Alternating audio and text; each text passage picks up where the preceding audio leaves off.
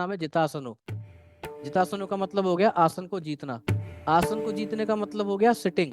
Sitting का मतलब हो गया कि हम एक जगह पे जितनी देर तक बैठ सकते हैं। अगर हमें बैठने की प्रैक्टिस है, क्योंकि अगर आपको मैथमेटिक्स करनी है, अगर मैं एक छोटे से वर्ड में मैथमेटिक्स को डिफाइन करूंगा, तो मैथमेटिक्स का मतलब हो गया a competition between paper and pen. आपको पेपर के और पेन के बीच में कंपटीशन कराना पड़ेगा। पेपर बोलेगा कि पहले मैं भरूंगा, और पेन बोलेगा नहीं, पहले मैं खत्म हो जाऊंगा।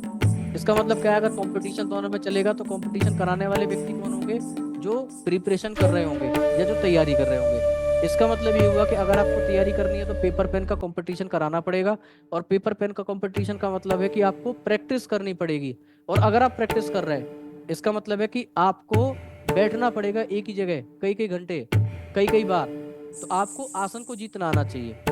दूसरा क्या है? जित श्वास हो। जित श्वास हो का मतलब हो गया, कई बार हम घर से बाहर नहीं निकल रहे, या कभी बिल्कुल एक ही उसमें बैठ, जब एक ही जगह पे बार बार बहुत देर तक कई दिनों तक लगातार बैठे रहते हैं, तो कभी कभी निराशा का भाव भी आता है। तो उन्होंने कहा कि जित श्वास हो। जित श्वास हो का मतलब हो गया प्राणायाम।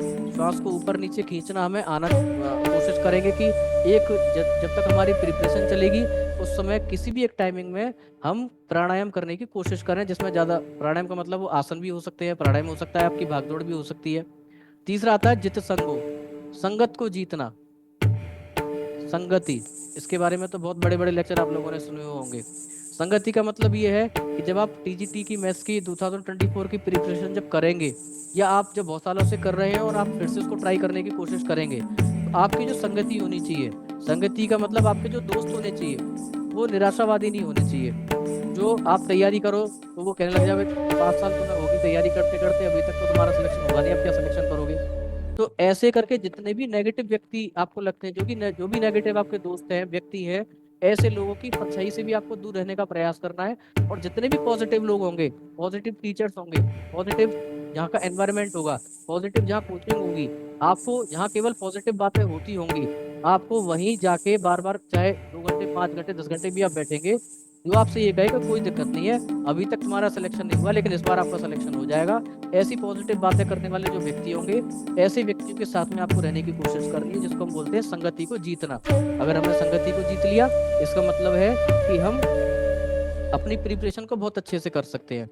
और अगला है जितेंद्रिय। जितेंद्रिय का मतलब होता है, आप तैयारी करने के लिए सिटिंग, आपने सिटिंग लगाई, आपने सोचा कि मैं आज 4 घंटे लगातार पढ़ूंगा या पढ़ूंगी।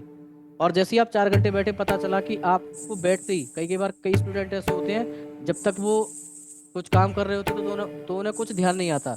लेकिन जैसे ही वो पढ़ने के लिए बैठते हैं, तो उन्हें तुरंत ध्यान आता है कि मेरे को तो अभी पानी भी पीना है, तो वो तुरंत पानी पीने के लिए उठेंगे। फिर उन्हें लगता है कि नहीं, मुझे तो अभी वॉशरूम भी जाना है, तो वो तुरंत फिर उठेंगे। उसके बाद में किसी दोस्त का, किसी फ्रेंड का फोन आ जाएगा, फ्रेंड का फोन आने के बाद में तुरंत कह देंगे ठीक है मैं पढ़ाई वढ़ाई छोड़ रहा हूँ लेकिन बाद में करूंगा। इसका मतलब ये हुआ कि इंद्रियां वश में नहीं है। तो हमें इंद्रियों को भी वश में करना पड़ेगा। कुल मिला के अगर हमने आसन को जीत लिया, हम प्राणायाम आसन भी करते रहे, हमने संगति को जीत लिया, और अगर यदि हमने अपने इंद्रियों पे भी कंट्रोल कर लिया, ये चारों चीजें अगर आपने कर ली, तो मैथमेटिक्स के टीजीटी में आपकी आपके सिलेक्शन को कोई नहीं रोक सकता।